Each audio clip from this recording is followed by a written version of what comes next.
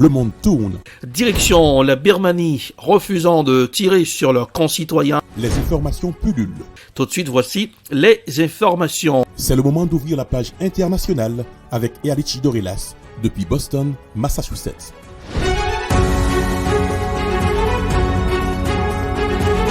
Mesdames, Messieurs, bonsoir. Aujourd'hui, c'est mardi, deuxième sortie de la page internationale au Grand Journal du 14h.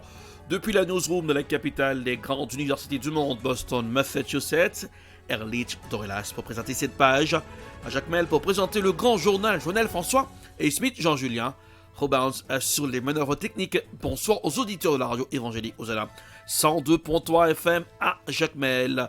Pour parler d'Istanbul, Kiev propose un accord. Moscou s'engage à réduire la pression. Les pourparlers russo-ukrainiens ont été substantiels ce mardi. Voici un reportage signé Euronews. Istanbul, en Turquie, c'est ici que renaît un espoir de paix après plus d'un mois de guerre en Ukraine. Pour la première fois depuis des semaines, les pourparlers entre négociateurs russes et ukrainiens ont été significatifs ce mardi selon la partie russe qui évoque un possible accord sur la neutralité de l'Ukraine.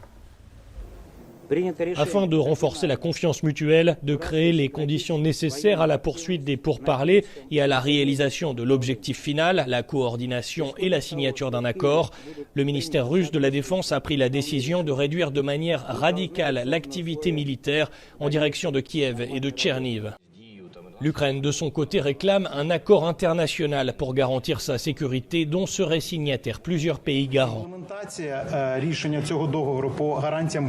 La mise en œuvre de ce traité concernant les garanties de sécurité se fera de la manière suivante. D'abord, il y aura un référendum pour que les citoyens ukrainiens expriment leur opinion sur ce traité et la manière dont il doit fonctionner. Ensuite, seulement, il y aura un processus de ratification par les parlements des pays garants et par le Parlement ukrainien. C'est la clé. Nous devons obtenir le soutien de la société pour que ce traité puisse la consolider. L'Ukraine attend désormais la réponse de la Russie à ces propositions. Selon Kiev, une rencontre entre Vladimir Poutine et Volodymyr Zelensky pourrait avoir lieu dès qu'un projet d'accord de paix sera prêt. Le ministre russe des Affaires étrangères, Sergei Lavrov, a déclaré qu'une rencontre entre le président Vladimir Poutine et son homologue ukrainien, Volodymyr Zelensky, devrait avoir lieu une fois que les deux parties seront plus proches d'un accord sur les questions clés. Sergei Lavrov affirme que toute rencontre dans l'immédiat entre les deux serait contre-productive. Voici un reportage signé CGTN News. Le président dit qu'il n'a jamais refusé une rencontre avec le président Zelensky. La seule chose qu'il considère comme essentielle, c'est que ces réunions soient bien préparées. Maintenant, la situation est qu'il y a une crise en Ukraine. Le conflit intra-ukrainien est mûr depuis si longtemps, à travers toutes ces années, qu'un grand nombre de problèmes se sont accumulés. C'est pourquoi le simple fait de se rencontrer, d'échanger des points de vue sur qu'est-ce que vous pensez, qu'est-ce que je pense en ce moment, serait contre-productif. Sergei Lavrov a aussi dit qu'il espérait que les pourparlers avec la délégation ukrainienne en Turquie donneraient de bons résultats. Lundi, lors d'une réunion de la commission du Conseil général du Parti de la Russie unie, Sergei Lavrov a déclaré que la russophobie était devenue sans précédent et courante presque partout en Occident. Il a indiqué que le Kremlin fera de la protection juridique des ressortissants russes vivant à l'étranger une priorité absolue. De plus, des travaux sont en cours sur un projet de décret sur les mesures de représailles en matière de visa en réponse aux actions hostiles de certains pays étrangers. Ce document introduira un certain nombre de restrictions à l'entrée en Russie. L'Ukraine a annoncé lundi soir que la ville d'Irpin, théâtre de féroces combats dans la banlieue de Kiev, a été reprise aux forces russes. Le principal poste de contrôle sur la route menant à Irpin, en sortant de Kiev, était à nouveau ouvert lundi, 2 semaines après sa fermeture aux médias, à la suite de la mort d'un journaliste américain. Voici un reportage signé I24 News. Sur ces images, les stigmates d'une ville dévastée, mais qui depuis peu a retrouvé sa liberté. Dans une vidéo publiée sur les réseaux sociaux, le président ukrainien annonce la libération d'Irpin. Aujourd'hui, nous avons de bonnes nouvelles. Nos défenseurs avancent dans la région de Kiev, reprenant le contrôle du territoire ukrainien. Irpin a été libéré. Bravo, je suis reconnaissant à tous ceux qui ont travaillé pour ce résultat. Les occupants sont repoussés d'Irpin, repoussés loin de Kiev. Cependant, il est trop tôt pour parler de la situation sécuritaire dans cette partie de notre région. Les combats continuent. L'armée ukrainienne reste sur le front, consciente que remporter une bataille ne signifie pas remporter la guerre. Preuve, sur cette vidéo du Kremlin, l'attaque de Mariupol. Entre les débris, les camions détruits encore fumants, signe de la domination russe. Selon la présidence ukrainienne, près de 5000 personnes auraient déjà péri ici depuis le début du conflit. Un chiffre approximatif qui pourrait s'alourdir compte tenu des cadavres encore sous les décombres. L'armée russe tente de s'emparer de cette cité portuaire stratégique sur la mer d'Azov depuis fin février. Environ 160 000 personnes y sont toujours coincées, selon son maire Vadim Boychenko. Le gouvernement implore la population à partir le plus rapidement possible pour éviter une catastrophe humanitaire. Nous avions une vie magnifique, tout simplement magnifique, de bonnes pensions, les enfants avaient un travail merveilleux, mes deux gendres travaillaient à Ilycha, l'usine métallurgique de Mariupol. Maintenant, nous n'avons rien du tout, nous sommes sans abri, juste sans abri. Ils ont tout cassé, nous n'avons nulle part où aller. La situation s'aggrave également du côté de Tchernobyl. Dans la nuit de lundi à mardi, la défenseure des droits ukrainiens, Ludmila Denisyova, a appelé la communauté internationale à réagir pour faire partir les troupes russes de la centrale nucléaire désaffectée. Selon le ministère britannique de la Défense, des mercenaires russes du groupe Wagner seraient déployés dans l'est de l'Ukraine. Plus de 1000 combattants de la sulfureuse société paramilitaire pourraient être amenés à combattre dans le pays. Zoom sur la presse. Que dit la presse sur la crise des migrants ukrainiens? Aux frontières avec l'Europe, les Ukrainiens fuient par milliers la guerre de leur pays. Les associations et ONG constatent qu'une grande différence est faite entre les réfugiés ukrainiens et les autres. Ils sont bien mieux traités. Voici spécialiste, journaliste Marlène Panara était sur le plateau de France 24 de Info Migrants. Elle va décrypter la situation. Les Ukrainiens sont un peu moins nombreux à quitter leur pays, mais le nombre de réfugiés pourrait dépasser les 4 millions d'ici quelques jours, c'est ce que dit l'ONU. La plupart trouvent refuge en Pologne, là où des milliers de migrants avaient été refoulés. Souvenez-vous, ces hommes, ces femmes, ces enfants venus du Moyen-Orient avaient été instrumentalisés par la Biélorussie. À leur arrivée en Europe, ils avaient trouvé porte close. Bonjour Marlène Panara, vous êtes journaliste pour le site infomigrants.net. Quelle est la situation aujourd'hui à la frontière entre la Pologne et la Biélorussie ?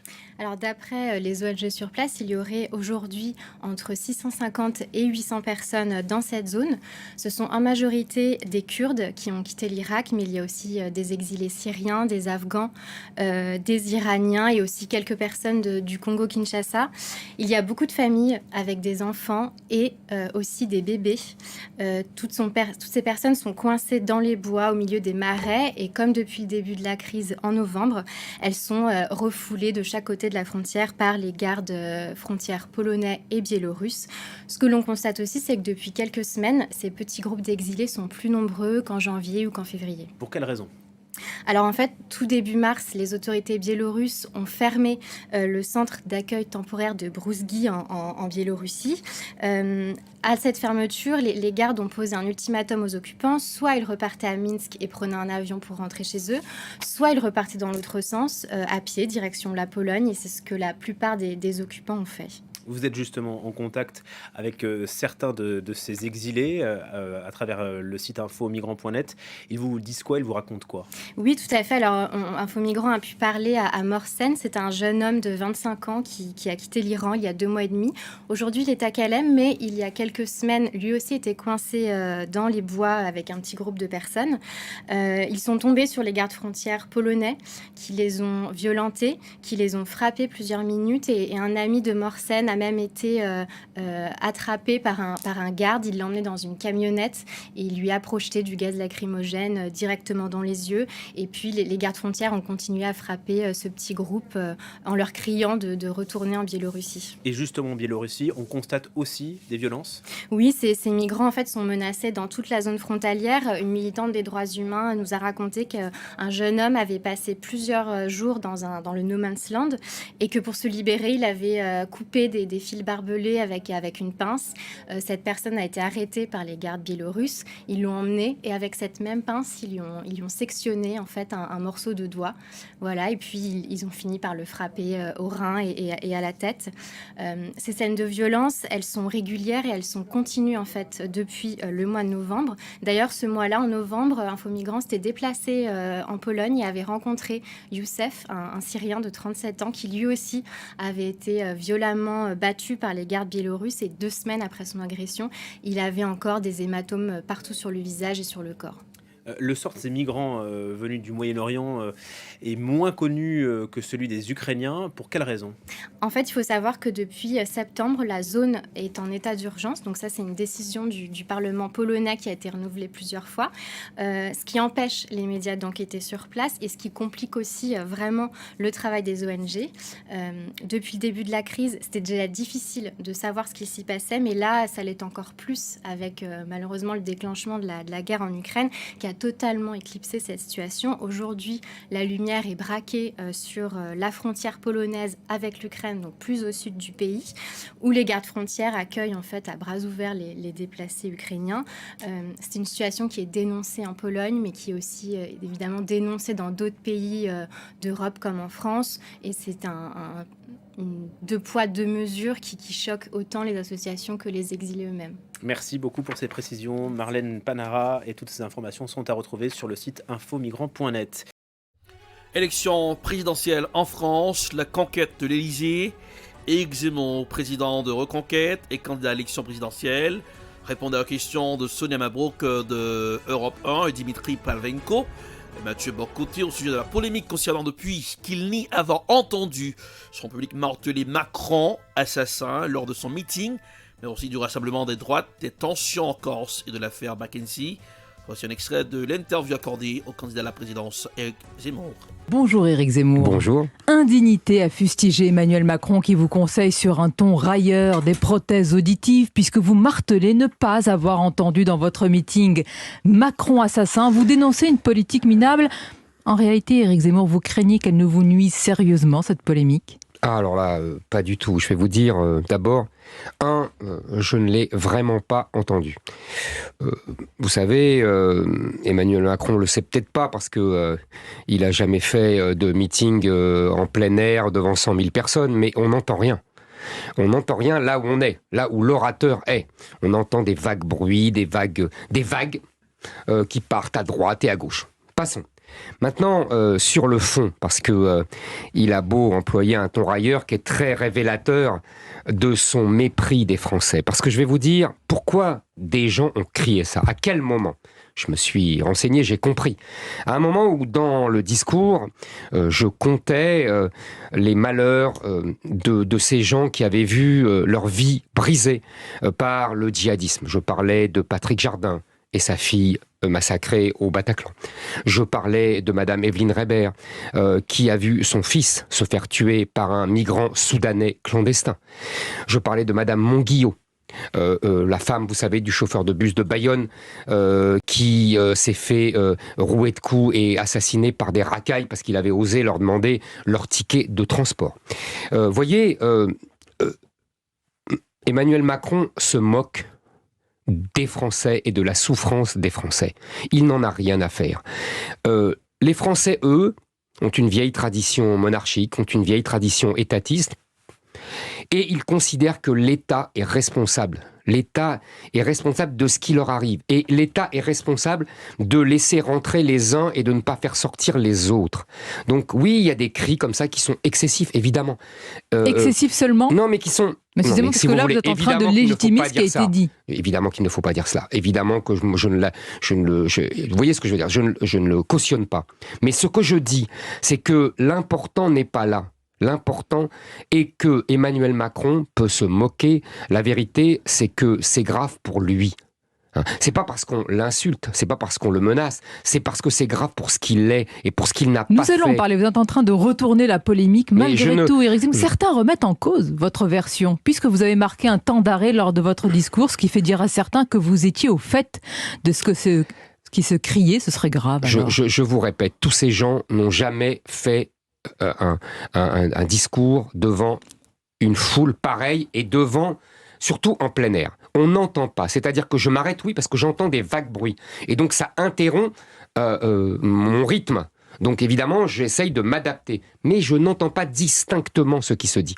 Et je vous répète, en plus, je vais vous dire, Emmanuel Macron, manifestement, a décidé de se moquer de la souffrance de ces Français qui sont massacrés par des djihadistes, par des clandestins, parce que la France n'a pas fait la politique migratoire qu'il fallait, parce que la justice française n'a pas condamné comme il fallait. Mais on va y venir. Leur colère est légitime, Monsieur Zemmour, mais en vous entendant ce matin, j'ai l'impression que vous dites, écoutez, s'ils ont crié Macron assassin, c'est qu'ils avaient une bonne raison. En tout cas, je ne sais pas qu'il avait une bonne raison, c'est qu'effectivement, il y a des raisons d'être furieux. Il y a des raisons d'être en colère. Et je voudrais vous dire quand même autre chose, parce que cette polémique est en même temps complètement surdimensionnée. Qu'est-ce que les gens honnêtes et de bonne foi ont retenu de ce meeting ? Ah ça, nous allons en parler, parce que c'est le fond, c'est le plus important. Oui, pardon, ce que vous avez dit. Mais si vous voulez, je vais vous dire. Vous savez, j'ai été un... C'était Éric Zemmour au micro de Europe 1. C'est le terminus de la page internationale au Grand Journal du 14 pour ce aujourd'hui. Et pour présenter cette page, Erlich Dorelas depuis la newsroom dans la capitale des grandes universités du monde, Boston, Massachusetts. La production est signée Ed Prod, réalisation Télé Beltop pour le compte de la radio évangélique aux Annas 102.3 FM à Jacmel. Couleur du temps pour ce aujourd'hui, 39 degrés Fahrenheit, 4 degrés Celsius. À Jacmel, 83 degrés Fahrenheit, 28 degrés Celsius.